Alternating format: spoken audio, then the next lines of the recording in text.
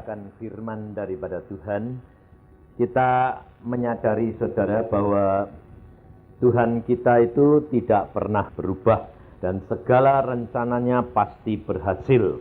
Tetapi masalahnya saudara, kita kerap kali tidak menyadari bahwa apa yang menyebabkan segala perkara itu tidak kita nikmati di dalam kehidupan bersama dengan Tuhan. Di dalam ayat yang diberikan oleh Ibu Linda, kita mengetahui bahwa semuanya yang ditunjukkan Tuhan itu pasti jadilah. Ya toh? Pasti toh. Tapi masalahnya kita ini belajar supaya saudara itu bisa panjang, bisa pendek. Kejadiannya itu bisa panjang, bisa pendek, tergantung daripada keadaan kita masing-masing. Coba kita pelajari akan firman Tuhan di dalam Kejadian pasal yang ke-27. Kita baca mulai dari ayat yang pertama. Ketika Ishak sudah tua dan matanya telah kabur, sehingga ia tidak dapat melihat lagi, dipanggilnyalah Esau anak sulungnya, serta berkata kepadanya, "Anakku," saut Esau. "Ya Bapak." Berkatalah Ishak, "Lihat, aku sudah tua. Aku tidak tahu bila hari kematianku. Maka sekarang ambillah senjatamu, tabung panah dan busurmu, pergilah ke padang dan burulah bagiku seekor binatang. Olahlah bagiku makanan yang enak, seperti yang ku gemari.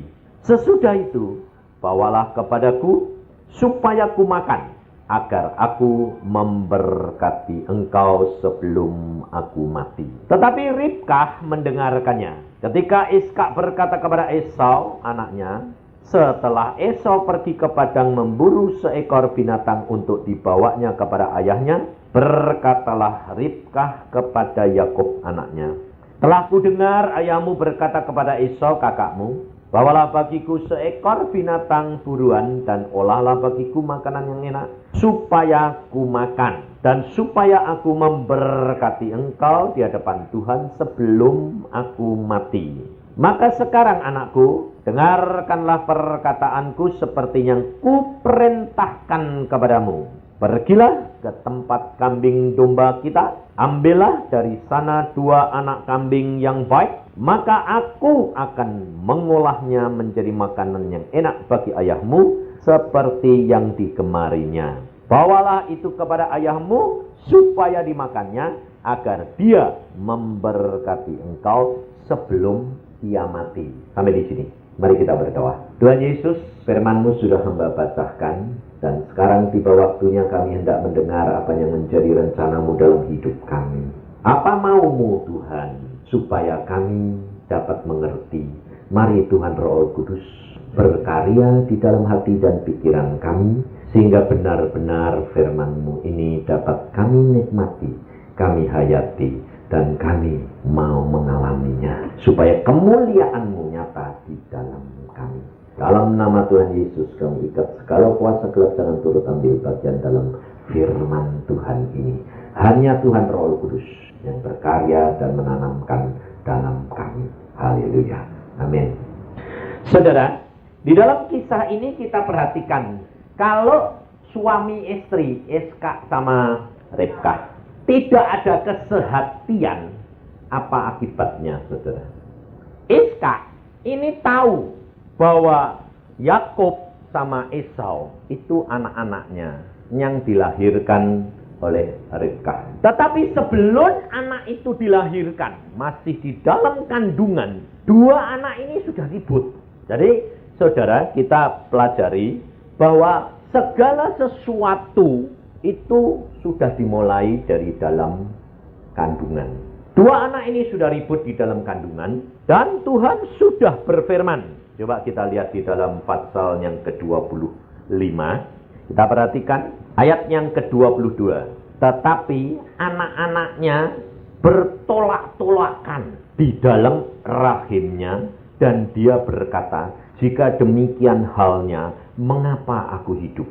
Dan ia pergi meminta petunjuk kepada Tuhan, firman Tuhan kepadanya, dua bangsa ada dalam kandunganmu, dan dua suku bangsa akan berpencar dari dalam rahimmu. Suku bangsa yang satu akan lebih kuat dari yang lain, dan anak yang tua akan menjadi hamba kepada anak yang muda. Nah, saudara perhatikan, Yakob sama Esau ini dari dalam kandungan sudah ribut loh. Kalau di sini tolak-tolakan ini ribut enggak? Nah, yang menderita siapa? Ibunya. Nah, sebetulnya Ribkah ini sudah menyadari bahwa ada dua bangsa di dalam perutnya, dan Tuhan sudah berfirman bahwa yang muda akan lebih kuat dan berkuasa. Iska mendengar akan firman Tuhan ini, tahu, tetapi saudara perhatikan apa yang diambil langkah oleh Iska. Pada waktu dia sudah buta dan umurnya sudah tua, dia mengatakan apa? Aku tidak tahu kapan hari aku mati. Nah ini loh saudara, ini memberikan pelajaran kepada kita. Kalau Tuhan itu di dalam hidup saudara dan saya, Dia yang menetapkan hidup mati kita, betul tidak? Tetapi jikalau sekarang Iska berkata, aku sudah tua, mataku sudah buta, aku sudah hampir mati, sekarang kamu berburu supaya masak, nanti aku berkati. Kalau zaman sekarang saudara, apa yang dilakukan oleh Iska ini sebetulnya yang diributkan oleh Esau dan Yakob. Ini perkara apa? Warisan, saudara. Kalau zaman dulu itu tidak ribut harta benda, tapi ribut berkat. Karena apa yang dikatakan oleh orang tua yang mau mati, itu pasti jadi. Itu rema, itu firman. Tapi kalau zaman sekarang, yang diributin harta benda. Padahal kita tahu bahwa harta benda itu tidak kekal, betul lah? Karena apa? Kenapa zaman sekarang kok harta bendanya yang diributi kok tidak firmannya, omongannya orang tua? Kenapa? Sebab orang zaman sekarang itu sudah tidak punya kuasa. Omongannya sudah tidak bisa dipercaya. Jadi ternyata orang tua-tua sekarang ini sudah bujat. Tidak ada yang bisa dipercaya, saudara. Maka anak-anaknya tidak menantikan berkat, tetapi menantikan hartanya. Nah ini loh saudara. Saudara, kita harus menyadari kembali kepada firman. Padahal Alkitab yang ngomong, kalau saudara dan saya hidup berkenan kepada Bapakmu di surga, Tuhanmu Yesus Kristus, setiap perkataanmu jadi. Dan apa yang kamu katakan dan berkati anakmu, itu yang akan terjadi. Dan Alkitab ini tidak pernah berubah. Firman Tuhan itu ya dan amin. Maka dari itu kita harus belajar. Iska ini dipilih Tuhan, bangsa pilihan. Sebab Allah kita sampai mengatakan, aku adalah Allahnya siapa? Abraham, Iska, dan Yakub. 3 orang yang disebut, dan yang kedua ini Iska. Tetapi engkau belajar mengapa Iska sekarang dia mendahului akan Tuhan. Kalau saudara nanti pelajari, ternyata Iska ini matinya masih panjang sekali. Sampai nanti Yakob kembali lagi lari dari kakaknya Esau. Sampai anak cucunya Yakob sudah keluar semua, Iska belum mati. Nah, saudara, kita tahu apa akibat daripada orang-orang pilihan Tuhan kalau dia tidak sabar menantikan waktu dan saat yang Tuhan tetapkan. Kita kerap kali tidak sabar. Kalau Tuhan sudah berfirman, Tuhan sudah janji, kita maunya apa? Cepat-cepat. Nah, kalau sudah kesandung-sandung, nanti jatuh salah siapa? Nah, Iska, dia menyuruh Esau, yang nguping siapa? Ribkah, istri ini. Nah, ini kalau satu keluarga, saudara perhatikan. Kalau suami istri itu tidak sehati, akibatnya parah, saudara. Iska mencintai Esau. Ribkah mencintai Yakob. Esau mau mendapat hak kesulungan, Iska mau berikan Esau. Karena itu memang jalurnya. Tetapi Iska tahu bahwa sebetulnya itu haknya siapa? Yakob. Nah, dia mau melawan Tuhan. Dia mau mendahului Tuhan. Kenapa Tuhan tidak tegas? Ayo tak tanya ini. Tuhan tahu nggak kalau Iska mau memberkati Esau? Kenapa tidak dicegah? Nah, Tuhan sudah berfirman, yang muda bakal jadi tuan daripada yang tua. Tapi kan Iska ini mau memberkati Esau. Nah, Tapi dia tidak cegah. Kenapa Tuhan tidak cegah? Sebab Tuhan tahu Ribkah punya rencana. Ngerti?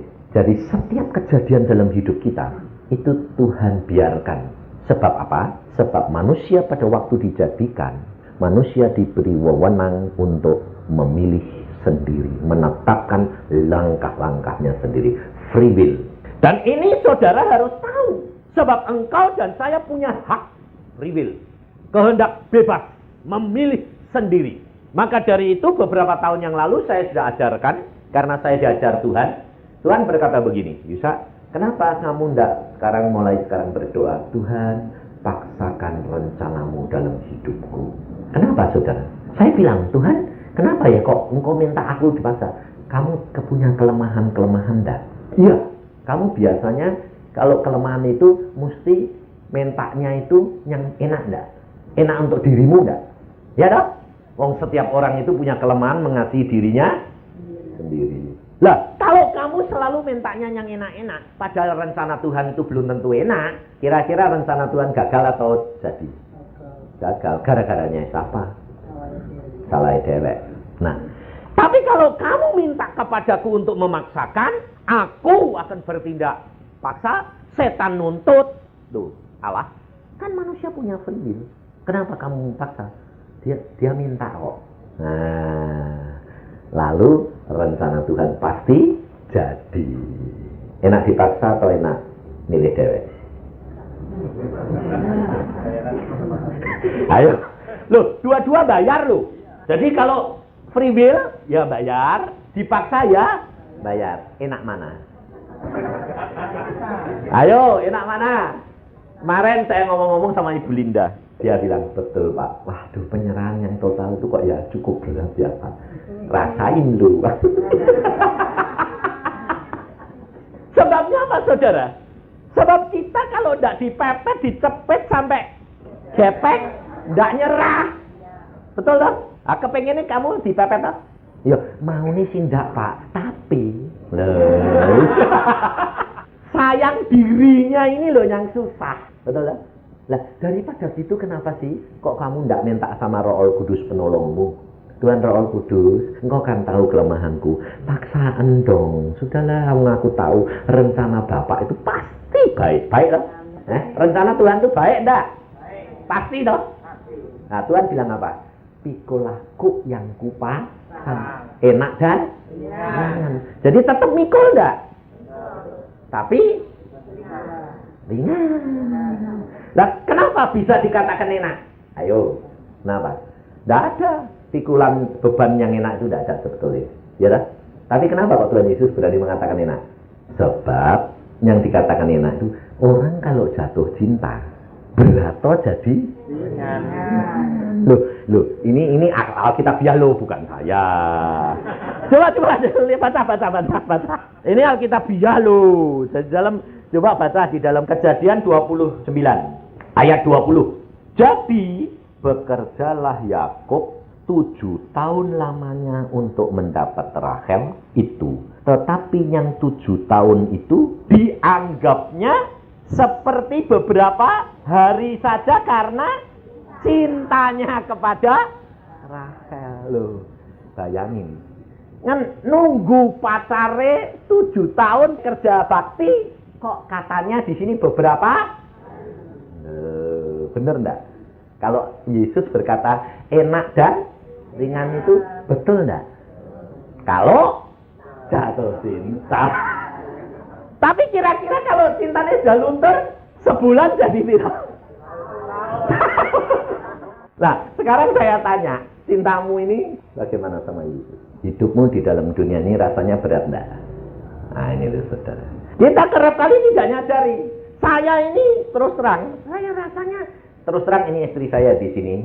Istri saya ini kali ini ikut. Biasanya tidak pernah ikut. Saya tanya, kenapa sih yang kau mau ikut? Lah kamu terakhir kok ke Surabaya. Saya mau ikut ya ikut. Di sini baru berapa hari? Hari Minggu. Ini hari apa? Jumat. Berapa hari sudah naik 2 kilo. Aku sampai bilang, yang makan terus. Ini bunder. Loh, pada tapi sedikit-sedikit. Sebab dia, ini incipin sebab dia dulu sekolahnya di Surabaya. Gitu. Jadi, ini enak. Aku cuma sedikit kok. Aku bilang, sedikit-sedikit banyak lama-lama jadi bukit. Kenapa saudara? Aduh Eman, ini ibu-ibu kelemahannya di situ tuh. Bapak makan, aduh kok disisa nih Eman, daripada dibuang masukin lagi. Jadi sebetulnya karungnya apa? Ibu karungnya. Aku bilang ini kamu ini kok bikin penyakit saya. Oh sayang kok. Ya sudah. Tapi saya tidak peduli, tidak apa-apa. Saya bilang yang penting sehat. Ini hidup saudara. Kalau Tuhan Yesus mengatakan bahwa kuk yang kupasang itu enak dan ringan karena kasih, maka saudara dan saya akan menjadi menikmati, dan saya nikmati benar. Nah, saudara, Eska mendahului Tuhan. Ribkah dengar. Ribkah tidak mau kalau Yakub tidak mendapatkan berkat. Maka pada waktu itu Ribkah membuat rencana. Lalu dia berkata kepada Yakub, kamu pergi, kamu memotong kambing, aku yang akan memasaknya. Bayangin saudara. Yakub sudah tidak mau, tetapi perhatikan apa yang dikatakan oleh Yakub. Ayat 11, Kejadian 27. Lalu kata Yakub kepada Ribkah, ibunya, tetapi Esau kakakku adalah seorang yang berbulu badannya, sedang aku ini kulitku licin. Mungkin ayahku akan meraba aku, maka nanti ia akan menyangka bahwa aku mau memperolok-olokkan dia. Dengan demikian, aku akan mendatangkan kutuk atas diriku dan bukan berkat. Tetapi ibunya berkata kepadanya, akulah yang menanggung kutuk itu anakku. Dengarkan saja perkataanku. Pergilah ambil kambing-kambing itu. Bayangin saudara. Yakub ini orangnya, Yakub artinya apa? Penipu. Yakub ini sebetulnya bukan penipu. Dia itu cerdik. Yakub ini. Meskipun namanya artinya penipu, makanya diganti oleh Tuhan adalah Israel. Nah, secara manusia memang Yakub ini menipu. Kakaknya diakalin, ya dah. Loh, lah yang diakalin mau. Loh, betul. Orang kalau ditipu itu sebetulnya orang itu ngerti pada. Orang kalau ketipu pasti orang itu enggak. Tapi Esau ini ngerti enggak? Ngerti wong dia ngomong begini. Aku sebentar lagi mau mati yo. Buat apa hak kesulungan? Dia ngerti. Jadi sebetulnya dia tidak ditipu. Tapi Yakub ini cerdik. Karena Yakub ngerti setiap firman yang dikatakan oleh Tuhan itu mesti jadi. Makanya apa yang dilihat orang belum tentu yang dilihat Tuhan. Tuhan melihat hati. Mengapa Tuhan memilih Yakub? Mengapa Tuhan tidak memilih Esau? Esau dilihat dari keluar, dia seorang satria, jujur, polos, apa adanya. Yakub cerdik. Tuhan Yesus pesan apa? Di dalam dunia ini, kamu harus tulus hati seperti merpati, tapi harus cerdik seperti, tapi jangan jadi. Ada komentar, wah Pak, kalau gitu bulat ini Pak. Loh, enggak bulat. Yang bulat itu kan jadi ular. Jangan bulat, cerdik. Nih yang Tuhan mau. Maka dari itu saudara harus pelajari. Kalau Yakub dia merebut hak kesulungan melalui makanan. Coba saudara perhatikan. Ibu-ibu ini sebetulnya merebut hati suaminya melalui apa? Makanan. Loh, iya toh? Loh, biasanya terus terang loh saudara. Saya ini tidak banyak keluar jajan, keluar itu kenapa? Karena istriku itu tukang masak. Dia kalau ada makanan baru ngajak makan. Habis makan dia lalu bilang gini, oh aku bisa membuat ini yang lebih enak. Jadi otomatis ternyata dibikin lebih enak, ya tidak bakal balik ke situ lagi loh. Loh, ini sebetulnya tuh resep orang kuno bahwa laki-laki itu tidak akan pergi kemana-mana kalau di rumah itu ada makanan enak. Karena ini resepnya Yakub. Yakub merebut hak kesulungan melalui makanan. ibu-ibu, rumah tanggamu itu kepalanya siapa? Suami toh. Tapi kira-kira kalau suaminya hatinya sudah nyentel, sing ngatur siapa? Nah, istri lah. Kamu nggak belajar Alkitab kok, makanya nggak bisa menang-menang, malah bikin jengkel. Terus terang saya dapat dimenangkan, karena saya dulunya seorang diktator, seorang yang keras hati, seorang yang memerintah. Tapi sekarang saya bisa diubah, bukan karena saya berubah, tapi Yesus yang berubah melalui doa seorang istri. Saya akui, istri saya tidak pernah berani ngomel sama saya galain luar biasa. Tapi istri saya kalau saya marah, dia cuma mengeluarkan air mata, lain tidak. Justru di sini kuncinya. Saya dulunya tidak tahu. Sebab saya kalau marah kok dia diem. Sebab saya kalau dibantah malah tidak karu-karuan. Tapi kalau dia mengeluarkan air mata, ternyata hati saya ini kayak disiram es. Jadi setiap kali saya marah, dia keluar air mata, saya kayak kena es, saya bilang sudah stop. Sudah jadi sudah bar. Selesai. Nah, ini saudara. Padahal Tuhan itu sudah tahu kelemahan-kelemahan manusia. Kalau Tuhan mengatakan kepada Esau, kepada Yakub, kepada Ribkah dan kepada Iska, bahwa yang muda akan menjadi tuan, karena Tuhan sudah menetapkan, Tuhan sudah memilih.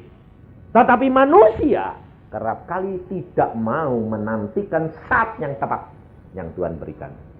Iska mendahului, Ribkah tidak mau kalah.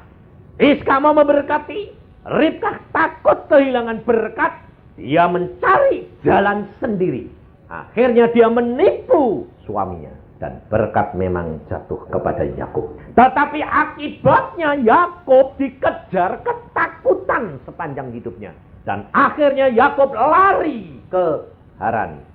Menyembunyikan dirinya dari Esau.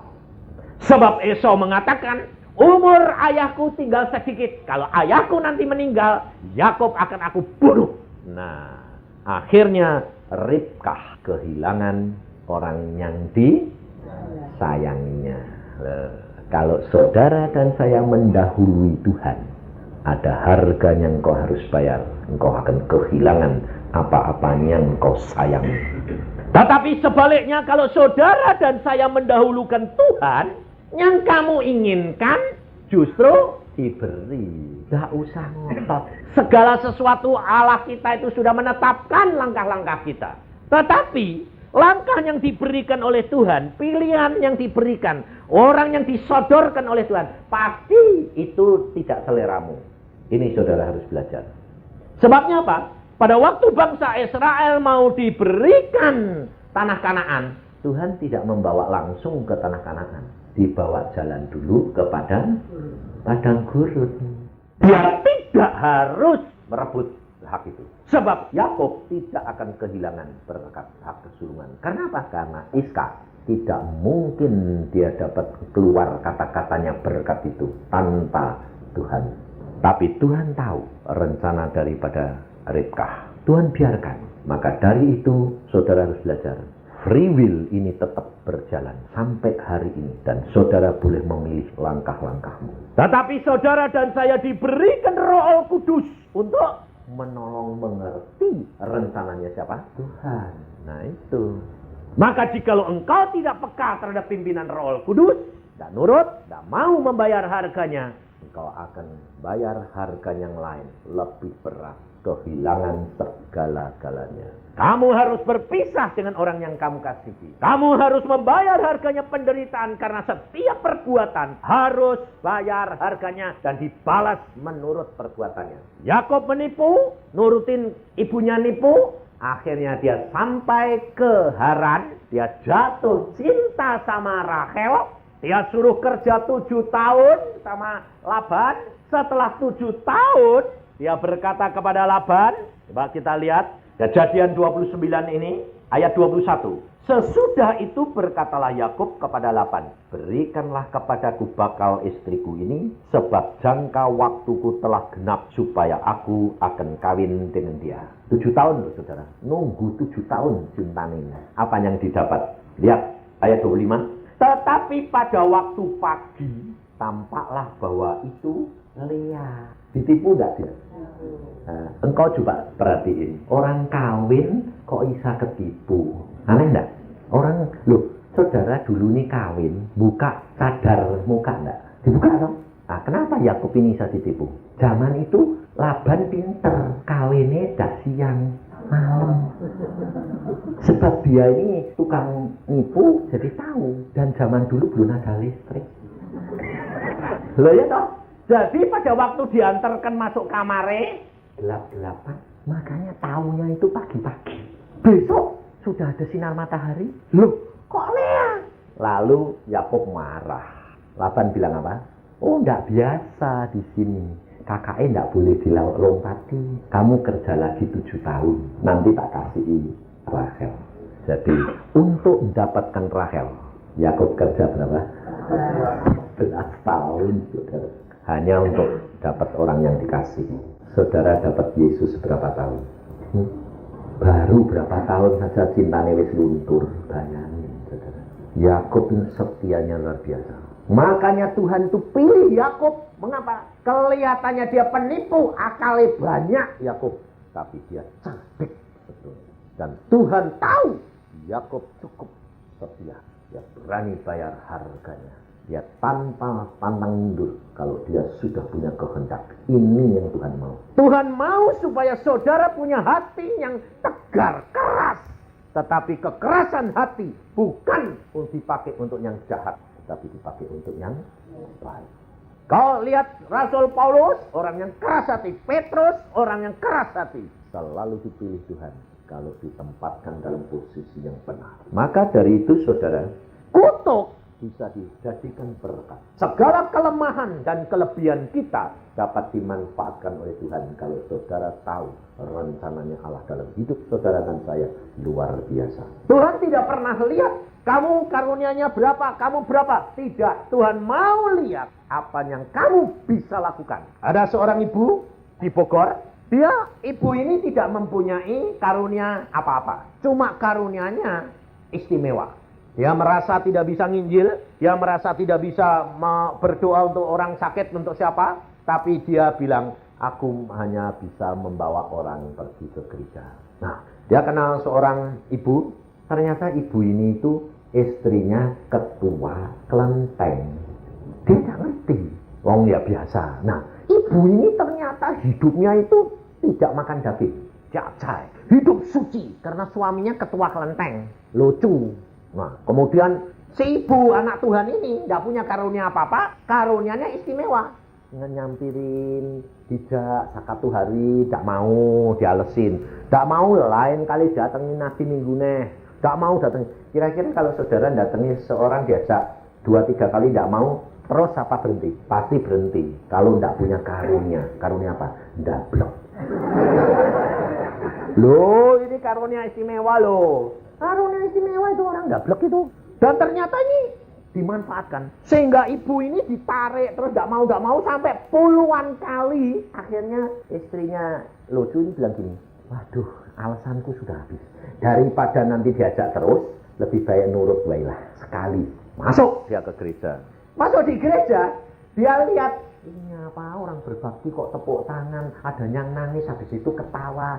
Apa-apaan ini orang gila semua, dia bilang. Tidak mendengarkan firman itu tidak masuk. Tapi dia pada waktu membaca nyanyian, di situ ada tulisan, kalau saudara dokter tidak bisa nolong, masih ada dokter di atas segala dokter. Yesus namanya. Itu yang masuk. Udah, dia pulang, tidak ada apa-apa. Habis itu tidak diajak lagi. Sudah pergi yuk. Apa terjadi? Beberapa bulan kemudian suaminya sakit. Sakitnya itu aneh. Perdarahan di perut. Darahnya keluarnya tidak tanggung-tanggung. Keluar dari mulut, keluar dari anus. 2 liter. Jadi tidak bisa disumbat. Disumbat mulutnya keluar dari bawah, disumbat atas bawah, perutnya melentung. Jadi dibawa ke rumah sakit, ICU, dokter angkat tangan semua. Dokter bilang, tidak bisa ini. Sudah tunggu game. Ditransfusi ya bocor-bocor. Akhirnya ibu ini lihat suaminya sudah pucat putih, pulsnya sudah hilang. Dia keluar dari ICU, dengar suara. Kata-kata itu ingat lagi. Kalau dokter sudah tidak bisa nolong, ada dokter di atas segala dokter, Yesus. Dia cuma ngomong gini, Yesus, kalau memang kau dokter di atas segala dokter dan kau Tuhan, betul, tolong berhentiin darahnya, pendarahan suami saya. Cuma ngomong gitu, tak. Dia masuk lagi, dokternya yang berteriak, yang jaga. Napasnya, denyut jantungnya jalan, berarti perdarahannya berhenti. Bayangin, saudara. Waktu dia lihat gitu, ya cuma dia gini, Yesus hebat ya. Itu tok, dah berhenti lagi.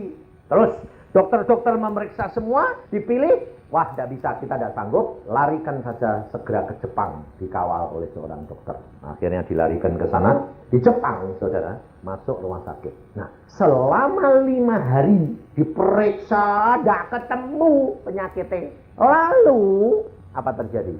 Ibu ini diundang pergi ke kantor, suruh bayar. Ngasih uang dulu. Selama 5 hari, alat-alat sama obat yang dipakai untuk checking, untuk memeriksa, biayanya 7 juta. 5 hari 7 juta. Nah, pada waktu dia sudah bayar, uangnya sudah pas-pasan ini. Wah, kok mahal luar biasa. Masuk lagi ke ruangan ICU, ditanya suaminya, Mah, bayarnya berapa? Dia takut suaminya shock, nolnya bilangi 1. Cuma 700.000. Suaminya bilang, kok murah ya, Mah? Dia bilang, apa? Yang penting cepat sembuh. Baru ngomong gitu, bocor lagi. Dokter datang semua, bocornya tidak 2 liter, 3 liter. Waktu sudah mau mati, ya sudah tidak bisa ini. Ini dokter bilang, Nyonya, mari keluar. Nyonyanya ini diajak keluar, dikasih apa? Kartu telepon sama profesornya. Nyonya, telepon ke Bogor, ke Indonesia, segera. Keluarga suruh siap-siap peti mati. Nah ini kan, aku ini kesini, ngabisin uang kayak gini, kok malah cuma dikasih kartu telepon. Jadi dia tidak telepon, dia ingat. Kalau dokter sudah angkat tangan, ada dokter di atas.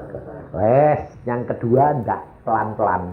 Masuk ke ICU, suaminya dirangkul, dia teriak-teriak kayak orang histeri.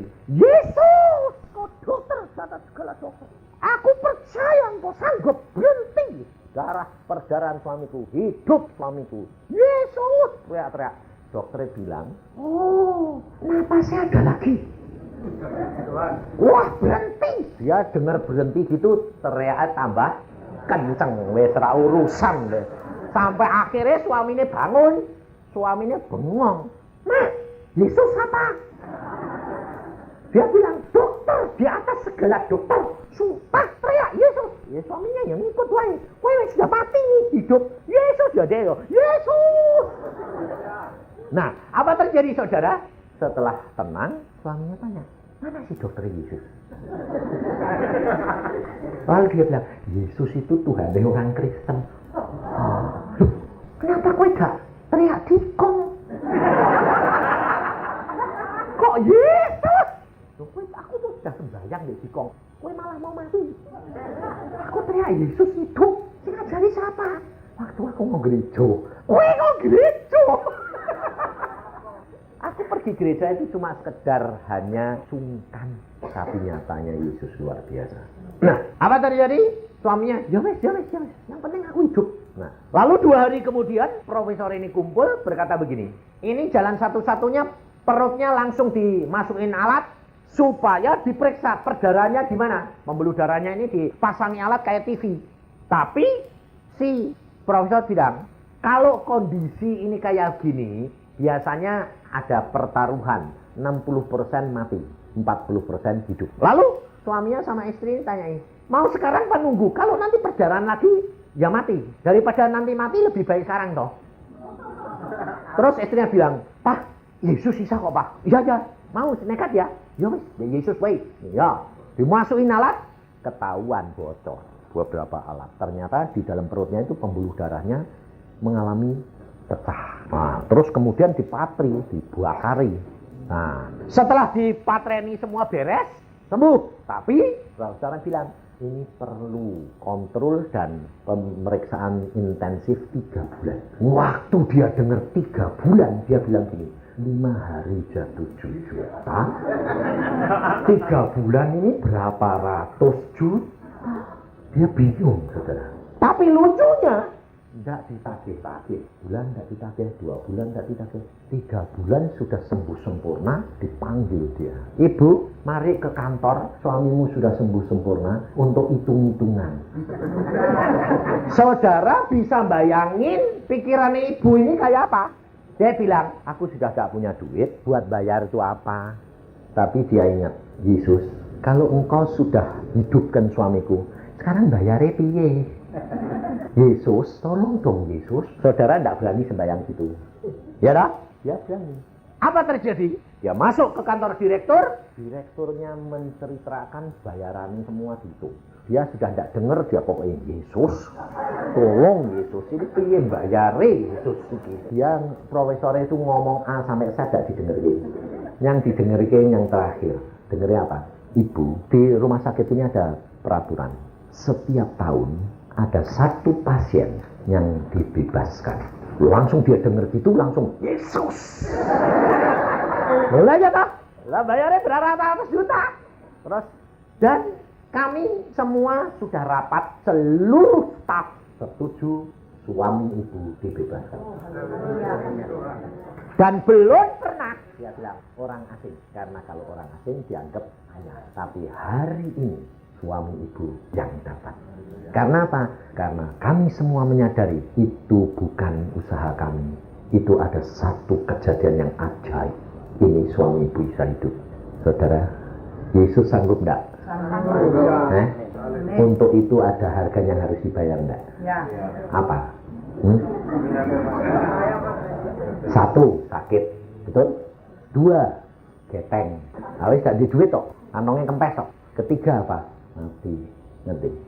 Saudara, tidak usah dipepet-pepet dulu. Kenapa enggak? Sementara kamu ini hidup dengan dia, kamu serahkan hidupmu dalam tangan dia.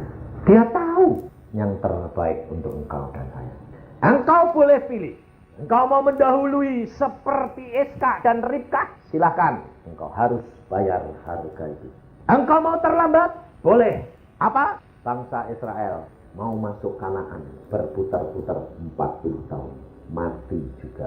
Kenapa? Karena gerutu terus dan tidak mengucap syukur. Saudara dan saya dikehendaki Tuhan tidak terlambat, tapi tidak tergesa-gesa mendahului. Langkah demi langkah engkau bersama dengan Yesus, engkau bersama dengan Roh Kudus, dia akan menolong kamu. Bagaimana caranya sekarang? Banyak orang tanya. Ya Pak, bagaimana caranya? Baca Alkitab, minta pimpinan Roh Kudus. Caranya bagaimana? Kalau kamu nanti mau melangkah, kamu berdoa. Tuhan Roh Kudus akan ingatkan akan firman yang setelah kamu baca. Kalau kamu diingatkan, kamu akan tahu bahwa ini belum waktunya. Jangan cepat-cepat, jangan terlambat. Tetapi menyerah total itu bukan masa bodoh, tapi waspada, berjaga dan berdoa. Kalau bapakmu mengatakan melangkah, langkah, meskipun hal itu tidak masuk akal. Coba bayangin saudara, pada waktu saya mau menikahkan anak saya, sekali dua laki-laki.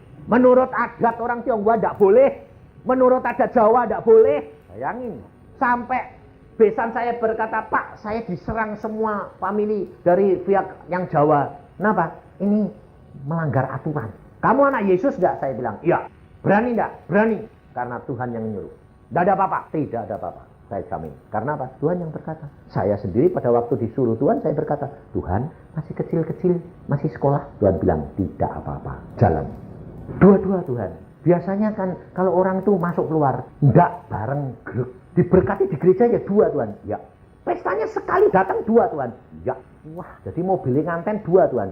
Ya. Sampai aku ya bingung. Karena apa? Lah, besan saya dua lah. Saya ini cuma satu. Pinature ini. Tapi Tuhan luar biasa. Hebat sekali. Waktu saya tanya, Tuhan, biayanya berapa? Istri saya memperhitungkan cuma 30, saudara. Tapi pada waktu kami dapat uang itu 30, Tuhan berkata, kita berdoa, Tuhan, persembahannya kasih siapa? Oh, kasih ini. Ya, berapa? 5 juta. Loh, wong dapatnya 30, kok perpuluhannya 5 juta? Kan aneh. Terus istri saya bilang gini, oh aku tahu. Tahu apa? Oh, enggak cukup ini 30 juta. Tuhan ngomong minta 5 juta, berarti ini enggak cukup ini. Mesti double ini. Ya oke, kalau gitu cepat kasih yang 5 juta. Betul saudara. biayanya habisnya 60 juta, double 2 kali. Tapi Tuhan ya luar biasa, nggak utang tuh, malah lebih. Kalau Tuhan kan luar biasa tuh, ngerti. Dan saudara tahu, nggak ada orang mantu model kayak aku. Aku sendiri nggak tahu. Saya bilang, nah, yang kamu kehendaki apa ini? Perkawinan ini. Yang saya kehendaki, dua-dua ngomong, aku minta kehadiran Tuhan Yesus. Orang yang datang berapa nggak urusan, Pak. Tapi Tuhan Yesus kami minta hadir. Dan Tuhan sudah janji dia mau hadir. Oke? Kalau engkau undang Tuhan, jangan terlambat. Oke. Saudara perhatikan, ada nganten nggak terlambat? Nggak ada. Pasti lambat. Sebabnya menantikan siapa? Tamu. Saya bilang, jangan menantikan tamu, nggak urusan. Yesus dinantikan. Jam 6 tepat masuk ruangan pesta. Tamunya sudah banyak. Karena apa? Karena mereka tahu ada hamba Tuhan sama istrinya datang dari Temanggung, si Petrus. Istrinya berkata, Pak, nanti datangnya telat. Dia bilang apa? Kalau kamu terlambat kamu rugi. Kamu mesti tahu wataknya Yusa. Yusa tidak pernah terlambat. Ini pasti ada acara aneh. Saya sendiri tidak tahu, saudara. Ternyata setelah masuk, dia tidak telat. Tuhan luar biasa. Demikian masuk ruangan. Hadirat Tuhan tuh. Wish, saya sampai tidak tahan. Sebabnya apa? Pada waktu sudah duduk di panggungnya, di tempat duduknya, kita mulai acara. Yang mimpin pujian itu kemanteni. Aku ya sampai loh, yang mimpin pujian kamu, Sam, anak saya yang paling kecil, anak laki. Aku yang penyembahannya kodene. Dua-dua nganteni yang mimpin dewek. Nggak ada model gitu? Nggak ada. Waktu pujian, sebelum pujian dimulai, anak saya bilang, kita harus mengeluh-ngeluhkan Yesus. Teriak haleluya 7 kali. Aneh-aneh enggak? Nah, tapi pada waktu pujian dinaikkan, hadirat Tuhan turun. Luar biasa. Tamu semua nangis. Saya nangis, tidak kuat. Istri saya nangisnya tidak tanggung-tanggung. Anak saya yang mimpin pujian berlutut menyembah. Saudara, semua menangis. Sampai seorang direktur dari Jakarta, dia saksi. Saya belum pernah mengeluarkan air mata seperti itu selama hidup saya. Tidak tahan hadirat Tuhan, luar biasa. Dan saya menangis kayak anak kecil. Dan sebelahnya direktur juga, teman dia. Dia bilang, kamu kok nangis? Terus dia bilang, lah kamu kok nangis? Hadirat Tuhan, lah iya. Apalagi, aku ya nangis, aku ya nangis. Itu lihat nangis kabeh. Ini kemanten kok nangis, do nangis. Sampai istri saya dulu paling kasihan. Bulu matanya copot. Waktu dia, aduh kok pedes yang, wah bulu matamu copot. Bayangin, aku sampai akhirnya wis copot dua-dua belah. Bayangin. Dan anak-anak Tuhan itu dapat penglihatan. Waktu mereka bersaksi luar biasa. Penglihatan apa? Tuhan Yesus hadir dengan pakaian pesta. Tetap putih pakaian Tuhan, dia bilang. Tapi penuh dengan permata berkilauan. Waktu saya tanya Tuhan, engkau kok belum pernah pakai pakaian model gini? Tuhan bilang, aku menghadiri pesta pernikahan hamba-hambaku. Dan banyak orang yang mendengar suara Tuhan secara pribadi. Mereka pada bersaksi dari Jakarta, dari Surabaya, dari Bandung. Tuhan ngomong apa? Kalau engkau menyenangkan hatiku, engkau pun akan menikmati apa yang bisa hambaku nikmati.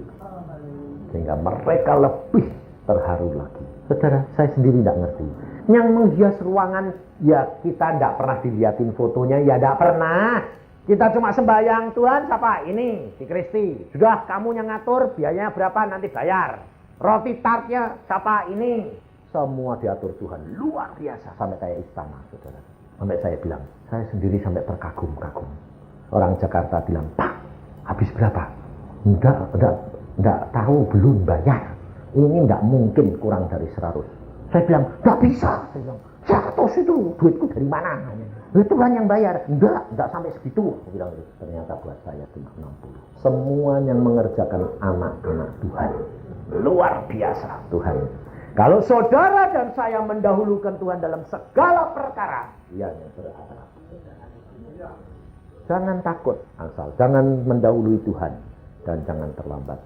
Jangan engkau menggunakan akalmu sendiri, tapi belajar rendah hati. Maka Tuhan sudah janji, kebahagiaanmu tidak akan kering. Sukacitamu tidak akan berhenti. Dan itu saya nikmati, saudara. Kehidupan kekristenan Tuhan sudah sediakan segala-galanya. Tuhan sudah tetapkan apa yang harus engkau alami, apa yang harus engkau nikmati, sudah ditetapkan. Jadi kalau kamu mau lari sendiri, kamu harus bayar harga mahal. Maka dari itu saudara, kita menyadari, serahkan diri kita ke dalam tangan Dia. Dia yang beracara untuk kita. Amin. Mari kita berdoa. Yesus sekia karata syakata karata syukurku. Tuhan, kami mau belajar menyerah kepadamu. Karena kami tahu kalau kami jalan sendiri, kami akan menikmati kegagalan demi kegagalan. Kami akan menghadapi penderitaan demi penderitaan. Karena Engkau tidak menghendaki kami binasa. Engkau menghendaki kami selamat. Engkau menghendaki kami memiliki surga.